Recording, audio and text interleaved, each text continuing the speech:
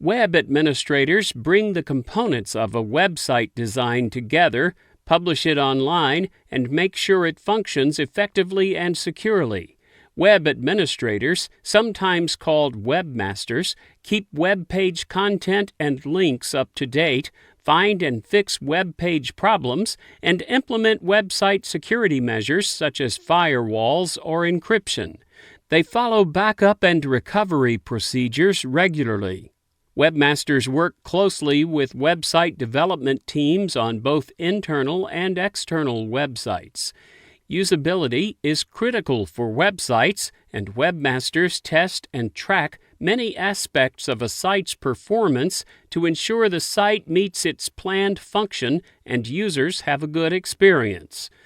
Web administrators help create and document guidelines used by everyone who contributes to the website to ensure consistency and effectiveness.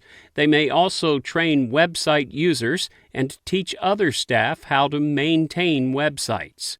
Working in an office during typical office hours is the norm in this field, but work schedules of longer than 40 hours per week are not unusual. The ability to collaborate and communicate well with teammates is essential. While a number of web administrators have a bachelor's degree, typical job requirements include technical training or an associate's degree.